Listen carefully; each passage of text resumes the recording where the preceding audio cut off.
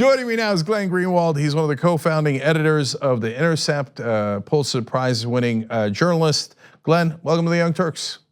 Hey, great to see you, Cenk. How are you? Good to see you, brother. All right.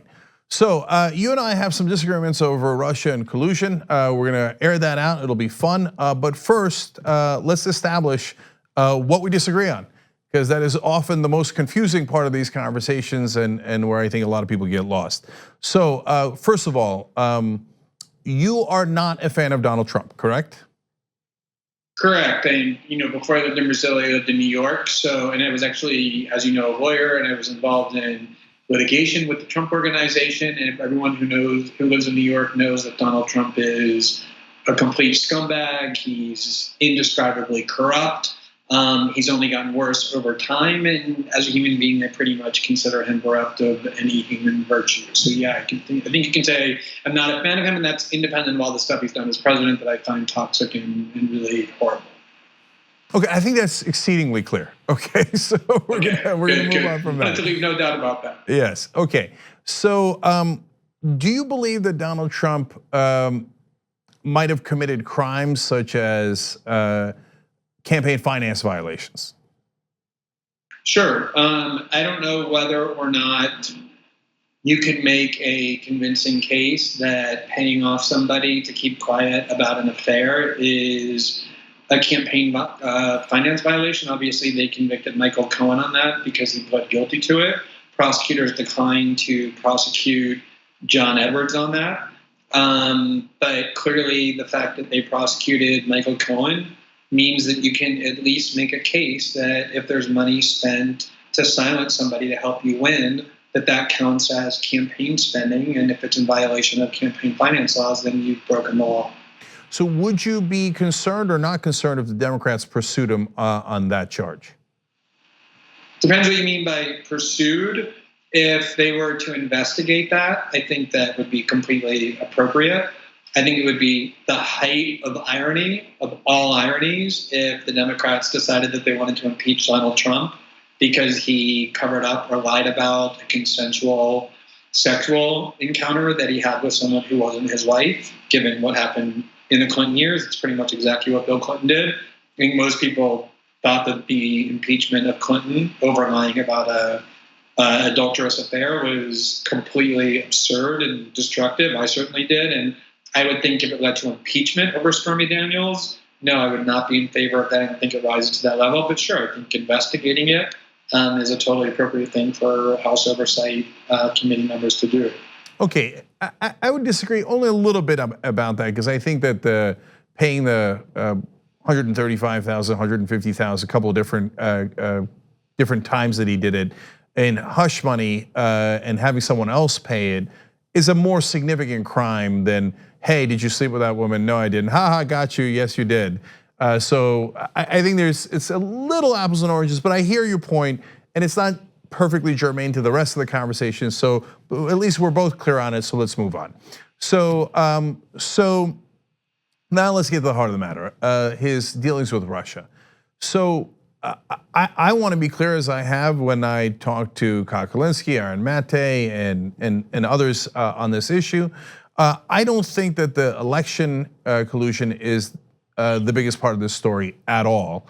So I don't agree with the Democrats. What does that mean? Does that mean that you don't think that it's valid and didn't happen, or do you think it means there's just other more important things to talk about? I think that the Russians did try to quote unquote interfere in our elections, right? But it's pretty small ball, minor stuff. Like 4 million Twitter impressions is basically what you or I get in a week. That's not a big deal. So it's not to say that they should do it. They shouldn't do it. And I don't mind that Mueller investigated that and seems to have uncovered. And I'm picking the smallest part of it. There are other ways that they did that, but come on, we interfere in people's elections all the time. So including theirs. Yes. Including the Russian. So there's a lot of. So I agree with that. Do you think that Trump and his close family members and close aides criminally conspired or conspired at all with the Russians with regard to that interference? So I think that they would have loved to, but they couldn't. And I have a theory as to why. But in terms of the Trump Tower meeting, for example, so Donald Trump Jr., in response to an email saying Russian government officials would like to give you information about Hillary Clinton, says, I love it. So they go, and Manafort and him and Kushner go to receive that information, and the Russians go, psych, we're not gonna give it to you. Now, I think that goes towards they would have liked to have conspired, the Trump campaign, but on the other hand, it also goes towards they didn't, because the Russians didn't give them that information. So why did the Russians do that? My theory on that is they wanted to have even more compromising information on Donald Trump. And so sending an email saying, we're gonna give you stolen emails. Now, they didn't say stolen in the email to Trump Jr., to be fair, but we're gonna give you information, which is already illegal to take it from a foreign government.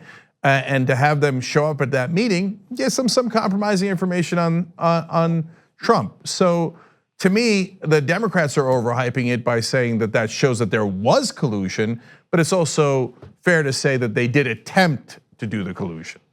Right, so let me just make some points about that. First of all, the reason we know about the communications that led up to the Trump Tower meeting is because Donald Trump Jr., once it was reported, published all of his emails because he believed that there was nothing in them that established any criminal wrongdoing. And Mueller has closed his investigation and didn't indict Trump Jr. or Jared Kushner for anything. Not for the Trump Tower meeting, nor for the hours and hours and hours of testimony that both of them gave, both to Congress and to Mueller, about all of these matters. He didn't indict any of them for perjury or obstruction of justice. He indicted other people. So if you lie to Mueller or to Congress, he was very willing to indict you for that. He indicted Roger Stone, George Papadopoulos, and others just for lying to investigators, Michael Flynn.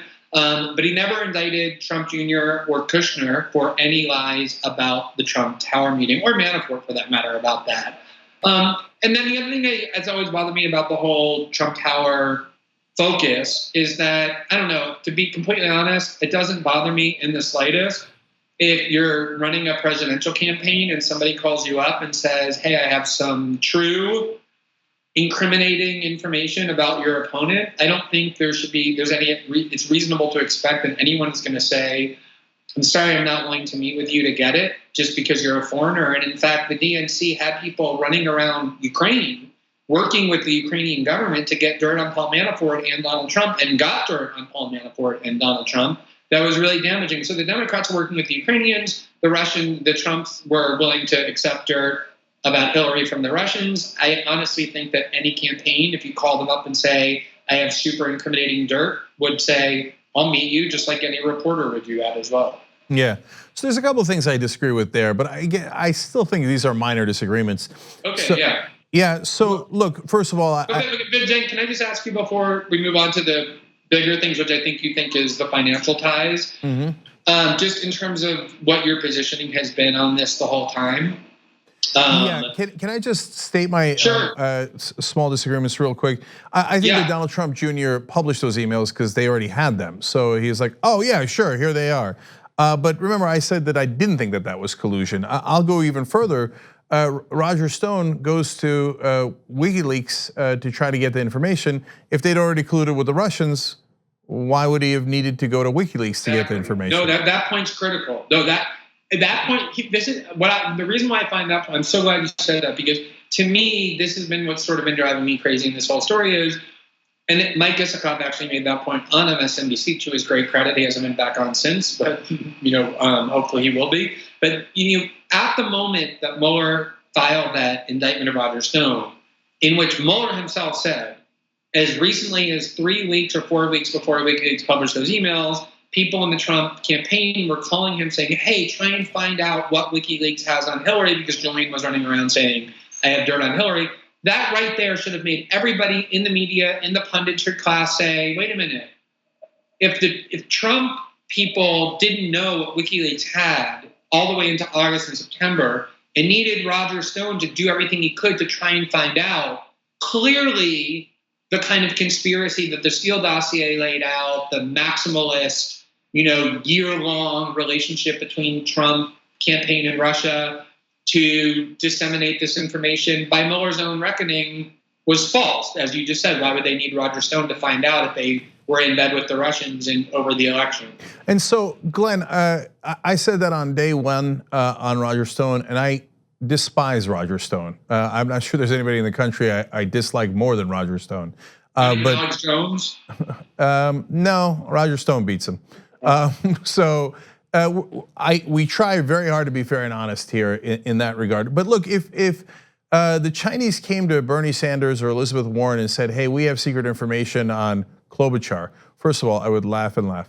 But second of all, I would say, "Don't take it. Don't go to the meeting. That's crazy." So you and I do have a little disagreement. No, but Cenk, let's pick a better example. Just to me, and maybe you'll give the same answer. But this is the question I always ask journalists, and you can apply it to a campaign. Let's say that in the lead up to the 2020 election, in like June of 2020, some country that really hates Trump and doesn't want him to win, like Palestine or Ukraine or Venezuela or whoever, has hackers hack into the Trump Tower, into the Trump organization or Trump's accountant, and gets his tax returns and a ton of documents, and they give it to a campaign, the DNC, and they say, this information proves once and for all that Trump is a bigger criminal than anyone even knows, and it will sink his campaign. And we want to give you these documents. Do you, as a journalist, take those documents and report on them? Do you think the DNC should take those and report on them? Or do you think the posture should be, I'm sorry, you're a foreign country trying to interfere in our elections, and I don't want this evidence that you hacked that shows that Donald Trump is a bigger criminal than anybody knows, because I don't think you should be interfering in our election? Yeah, so that's a good question, and I have a very clear answer to that. So if you're a journalist or you're WikiLeaks, and I would put that in the same category, of course you take that information. If you're the DNC or the Sanders campaign, do not take that information. It's very simple. Direct them to NewYorkTimes.com, direct them to The Intercept, to the Young Turks. But don't take the information yourself, because that's breaking the law. And you don't need to. They should just go to journalists to break that information. So I don't think that WikiLeaks did anything wrong, even if the emails were stolen. So everybody else ran with them too. So I'm not in the Maddow camp. I'm not in the DNC camp. You're right. But in terms of the election, again, to me it's more small bore stuff. But no, I think that I was concerned about parts of the election. So for example, the server in Pennsylvania, I have no idea if Mueller looked into that or not. Nobody has any idea if he looked into it. If he didn't, I'll be disappointed. If he did and said, "Oh no, that's nonsense," that server had that kept the Alpha Bank from Russia kept pinging Trump's server in Pennsylvania, and so did the DeVos family. And he looked into it and he found out that it was nothing. I'd be dramatically surprised, but I would accept that. But we have no idea if he did or did not look into it. Right, we're not going to know exactly what he looked into until we see the report, which we are going to see at least some version of. Mueller is working with Barr on the redactions. I think, and I would hope, that the full unredacted version goes to some small portion of Congress that usually handles very sensitive classified information, like the Gang of Eight or whatever. I don't think anybody thinks the unredacted Mueller report should be released to the public. It probably has names in it of Russians who work with the CIA, and it probably describes how the US found out what Russian hackers were doing that we wouldn't, if you were the US government, want the Russians to know about. So I don't think anyone thinks the full unredacted Mueller report should be public without redactions. And I think but there are people, I think, in Congress that need to see the full unredacted report. But it would be shocking, Jane, if somebody like Bob Mueller, after 22 months, having unlimited resources at his disposal, very aggressive prosecutors, didn't hunt down every conceivable lead. I know people so ancillary to this investigation who got subpoenaed by Robert Mueller, who got questioned by Robert Mueller, because Mueller knew that one day it's going to be public what he looked at. And if he didn't look at things like that server, people like you and everybody else were going to say this investigation was a fraud and a sham, and Mueller's legacy and reputation built up over a lifetime would be destroyed. So I'd be shocked if he didn't hunt down every even frivolous lead just in order so that nobody can say there's stuff you didn't look at. So I really disagree, and that might go to the heart of our different points of view on this story. So the main thing that that I'm worried Mueller did not look into, and the main thing that I'm concerned shows Trump's ties with the Russians, is his decades-long financial dealings with the Russians, which I would be shocked if it weren't criminal in nature for the reasons that are very, very public, okay? So, but would I be surprised if Mueller didn't look into it? No, I was worried. I said on the program more than a month before the Barr's summary came out, brace for impact. I don't think he looked at his business ties. Why? Because he was given a narrow mandate. Only look at the election. Now, I think that that's a foolhardy way to go, because my thesis is if Trump is helping the Russians, it's because they have compromising information on him. If you want to know what the compromising information is, that's not during the election, that's before the election. So you should definitely look into that. But if he didn't, then this is deeply problematic. So, Glenn, you understand what I'm saying by that? So I don't think what you're saying is true, in the sense that if you look at the Rod Rosenstein letter, which I was just about to pull up, maybe someone can do that. I don't think the mandate is anywhere near as narrow as you just described it as being. The mandate asked Mueller to examine links between the Trump campaign and the Russian government, as well as any attempt to collaborate or conspire in connection with possible interference in the election. And then can I get let's see if we can agree on this.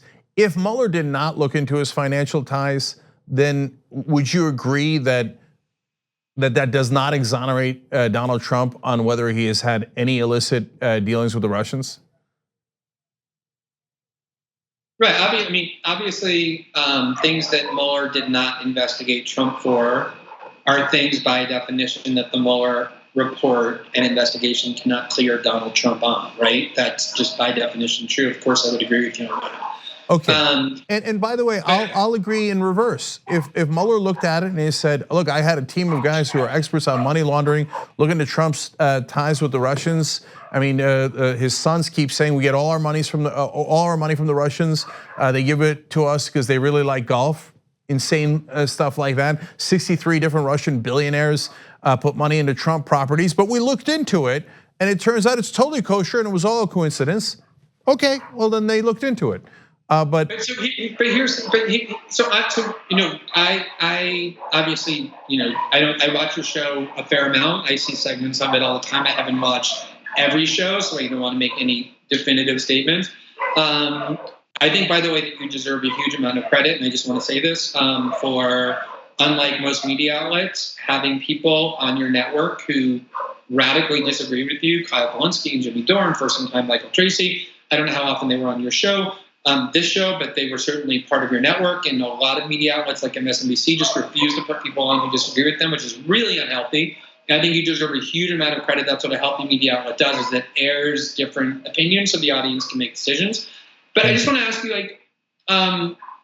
about your positioning. So there's a couple of things that I've seen you said that I'm not entirely clear about in terms of what you're describing now as your position. So in March of 2017, you said Trump may not last 6 months because of his dealings with Russia. In May of 2017, you said that there's a group of people, you only named Michael Tracy, you might have meant me, I don't know, you might have meant others, you said have blinders on, and you said when Trump is finally marched out of the White House in handcuffs, then they'll see the truth. And then in August of 2018, you wrote in capital letters on Twitter, there is collusion, it's not a witch hunt. So was all of that referring not to collusion with the Russians about the election, but these financial issues that you're talking about? Largely, yes. So let me be clear about one thing that I'm clearly wrong about, which is the timing. I thought he'd get caught much quicker, and for the same reasons that you outlined earlier. I thought Mueller's a professional. He's had plenty of time. I would notice that he hired a money laundering expert, and I thought, oh, there we go, ladies and gentlemen, right? But it turns out he likely was using that for the Manafort case more than on Trump. So totally wrong on the timing. I think I lost a bet to Anna, my co-host, on that. So in terms of the collusion, yeah, I'm shocked that you guys can't see the most obvious brazen money laundering in American history right in front of your eyes if that's the case. But that's why I want to get you guys on the show and talk about it. And when I talked to Kyle well over a year ago, he said, no, that might be the case.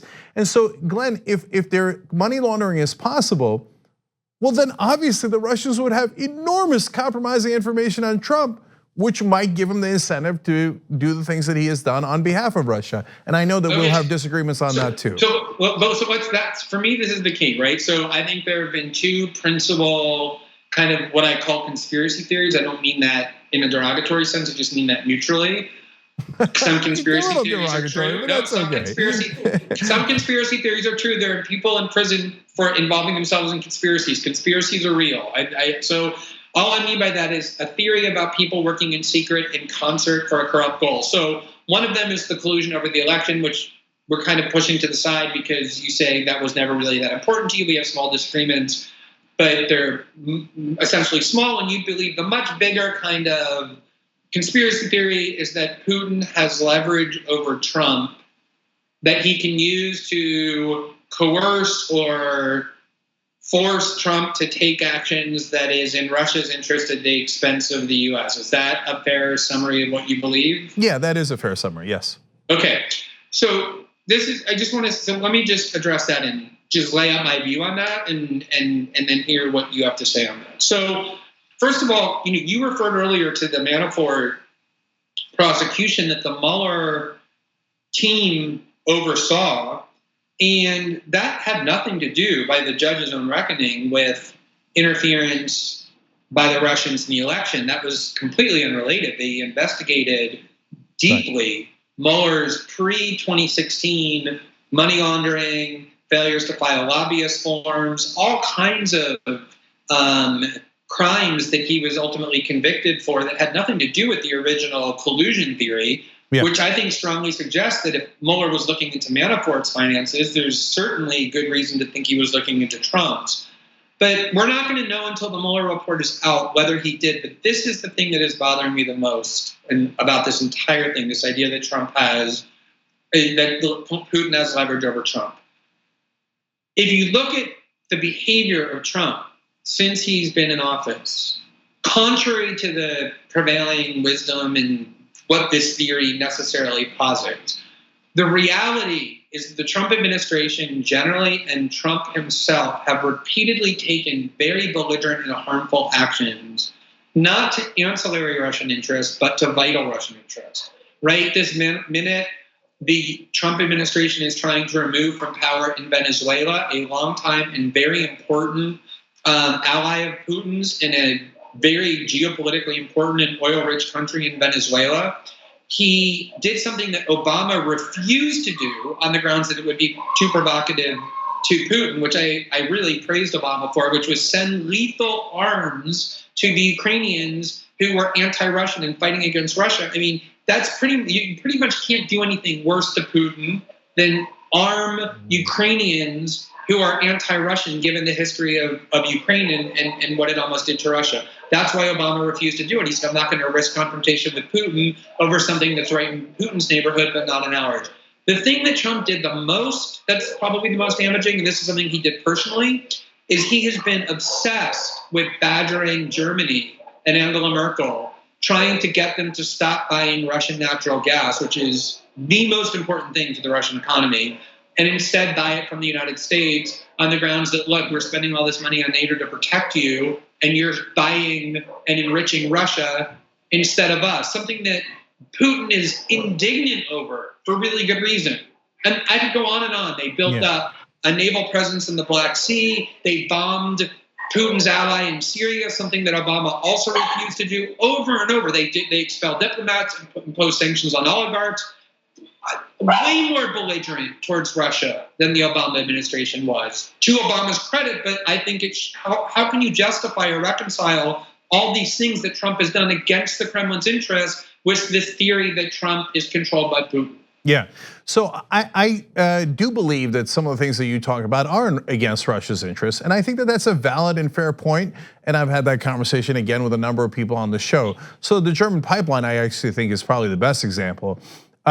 So on the other hand, He's also done incredibly strange things on behalf of Russia. So, and in regards to Russia. So first of all, right after the election, he sends Eric Prince to go have a secret meeting with the Russians in Seychelles Island. Regular people don't do that. Presidents don't send mercenaries to go have secret meetings with other government officials. That's crazy. So I don't know what rational explanation there could possibly be for that. Then when he's in meetings with Putin, he won't allow American translators into meetings. That is absolutely nuts. It's clearly covering something. After one of the meetings, he takes the translator's notes. So he's covering something up, so that's part of it. Now, in terms of the actions, look, one of the things he did, and the thing that he was most insistent on was no sanctions on the Russians. And the Senate votes 98-2, then he turns around and goes, oh, God damn it, I don't want to do these sanctions, but now I have to because they could override his veto.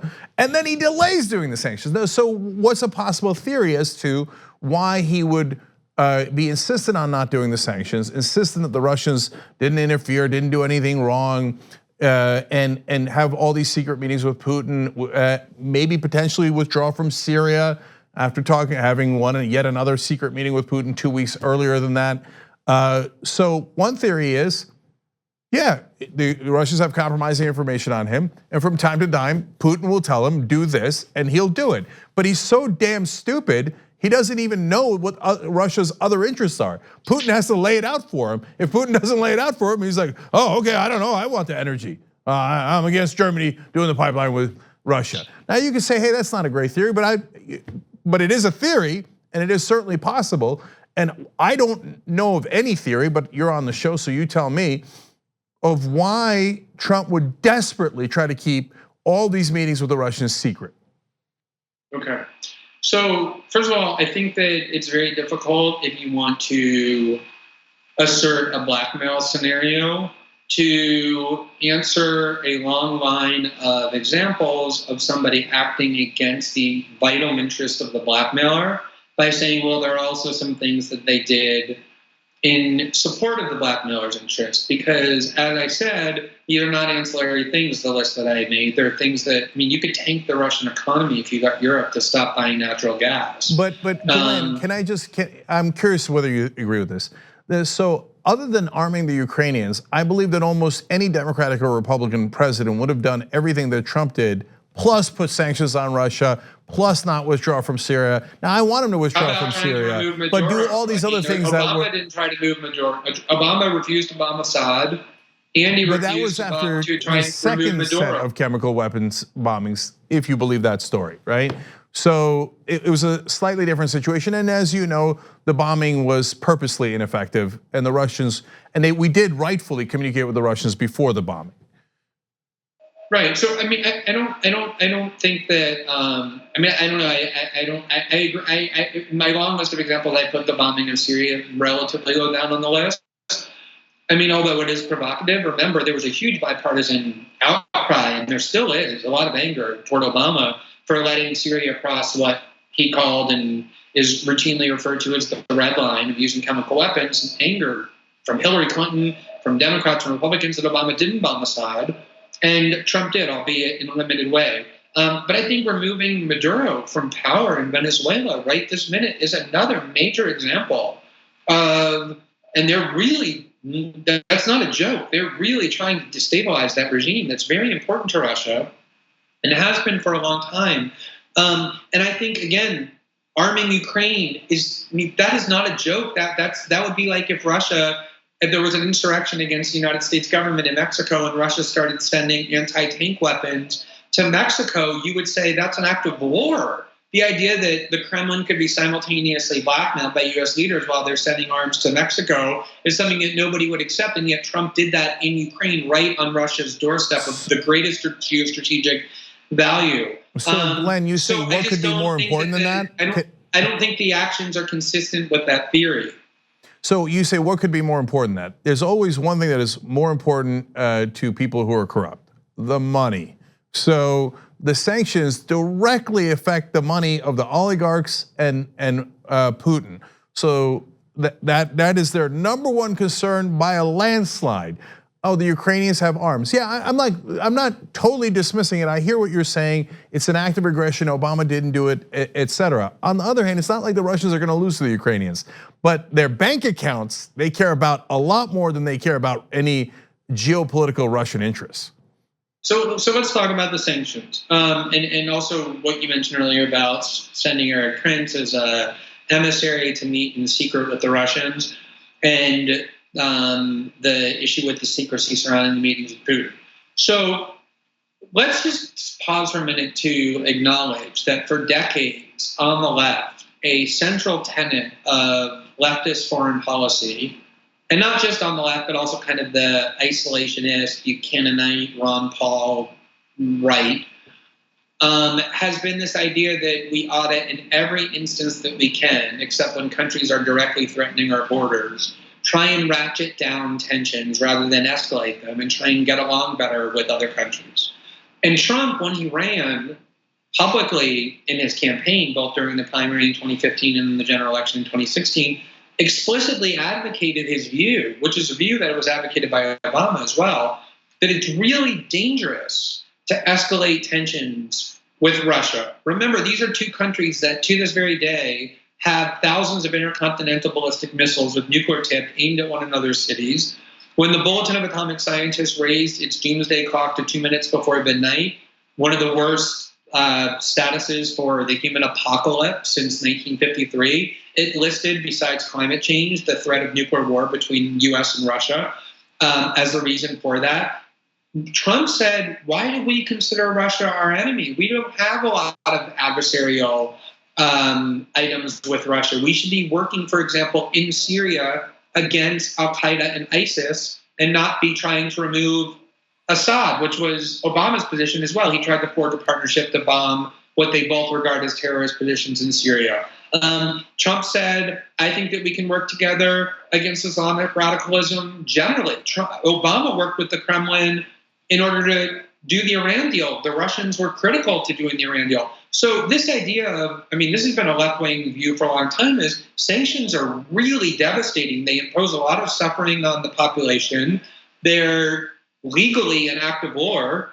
So if you are somebody who, like Trump, is saying we should make friendlier relationships with the Russians, that would be in U.S. interest to do that. It wasn't clandestine. He said it out in the open over and over. It was a part of his foreign policy. Just like he wanted to have good relations with the Saudis and the Israelis and the Emiratis and sort of realign the U.S. toward these right-wing authoritarian regimes that he thinks are in line with U.S. interests, it makes total sense that you would not want to sanction Russia. Just like the left has long been against Russia, against sanctions. It makes total sense also that if you're in a political climate where the media and democratic narrative is that anything that you do that is standing next to Putin, talking to Russians, is a form of treason. Conversations you've had with the Russians have been leaked. They have had intercepted conversations like Michael Flynn's with the Russian ambassador that were leaked to the Washington Post. You'd be very worried about leaks, that leaders need to be able to talk to one another in secrecy and not be worried that those are going to be leaked. I don't think there's any suspicions that are raised by that. And I think that it is incomprehensible that Robert Mueller would have investigated Donald Trump for 22 months. And in the midst of all these allegations that the Russians have leverage over Trump, that Trump is serving Russian interests at the expense of the U.S., one of the gravest accusations you can make about a U.S. president, that either Mueller wouldn't have bothered to look into that, or that he would have looked into it, found evidence for it, and not told anybody about it. That's inconceivable. Are you kidding me? Did the amount of intimidation the Republicans did, do not go cross the red line and look into Trump's business interests. They said that 1,000 times. Mueller's a Republican, so I'm not saying that he was biased. I'm saying that, as usual, the Republicans created a cauldron of pressure to not look at anything but the election. And again, we talked about, well, we'll see soon enough. How did they get Manafort if all they were looking at was the election? So, but I never said Manafort had anything to do with Trump, and so why did they why did they look into Manafort's past so that they could get him to flip? That's why. and they wanted to see if they could get him to flip on Trump. That's why they looked into his past. So that's an easy explanation. Look, I think this idea, Glenn, I gotta answer your question. I gotta, even though we're way past time, I'm gonna ask one last question too. But let me first answer. Look, this idea, there's things that Trump has done that I agree with. I want to withdraw from Syria. I'm a progressive. I want to withdraw from Afghanistan. I hate those endless wars. I don't think we should reverse that just because it's Trump. So I don't, again, I'm not in the Democratic camp. I'm not in the MSNBC camp. I hate the talk of red lines and all that crap, okay? But the idea that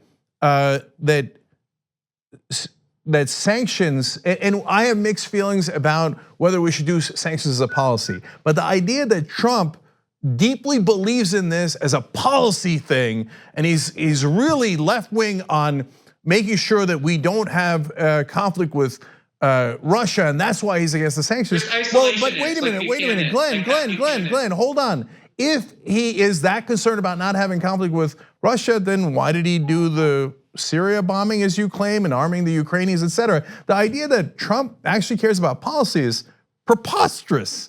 No, he cares about the sanctions, and it ain't got nothing to do with policy, because that's where the money is. That's where the money is. That's why it's the #1 concern of the oligarchs and of Putin, and hence the #1 thing that Trump wanted to do for the Russians. That's my theory. Your theory is clear. But the last question I wanted to ask, Glenn, is you said, look, the Mueller report must exonerate Trump. If I'm characterizing it right, again, that's why you're here. Otherwise, Mueller would object. Well, it turns out now Mueller's team did object to Barr's summary of it. So you're not claiming, like Trump, that this is a total exoneration of him, right? Well, so no. So these reports are very difficult to discern and to analyze, because not only are they anonymous, we don't know how many people are objecting, we don't know who they are they FBI agents, are they Mueller investigators? But one thing we do know for sure, because every media outlet has now said it explicitly, is that the people who are objecting to Barr's letter are not objecting to the section where he said that Mueller found no evidence to establish conspiracy between Russia and Trump over the election. What they're objecting to is they feel that Barr left out things on the question of obstruction of justice, on whether or not Trump tried to derail or cover up or prevent Mueller from finding the truth. Barr said in his letter that Mueller said there's facts on both sides. You can look at it and say there was obstruction, or you can look at it and say it's just presidential prerogatives to fire the FBI director, to direct the Justice Department what to look at, and then therefore he couldn't reach a conclusion. So we don't know much about what these objectors are complaining about. We don't know specifically what they think should have been included in the letter or what they're complaining was left out. It's very vague. But we know for sure they don't have any problem with what Barr said about the collusion part. They only are objecting to the part where he said that Mueller reached no conclusion on obstruction. And of course, Mueller didn't exonerate Trump on the obstruction question. He explicitly said, I'm not making a finding one way or the other on that question. Presumably, that's something that Congress will have to decide. Right. And that's why it would fit into my theory. Doesn't mean my theory is right. And we're all hopefully going to see most of the reports soon. That why would he do obstruction if he didn't do the collusion during the election? Well, he would do obstruction because he was worried Mueller was going to look. Hold on. It happens all the time. People lie. Like, why did Bill Clinton lie about having sex with Monica Lewinsky, even though there was no underlying crime? People lie all the time to cover up things that are politically embarrassing but that aren't criminal. Yeah, so that's certainly possible. And the other possibility is that he tried to obstruct the investigation because he thought Mueller was going to look into his financial ties with Russia, and he would have been toast. And we're going to find out soon if Mueller did or did not look into his business ties. And if he didn't, it exonerates Trump of absolutely nothing. No, of course not. Of course not. But we should. But I just, the last thing I do want to say on that is, and I think we probably would agree on this.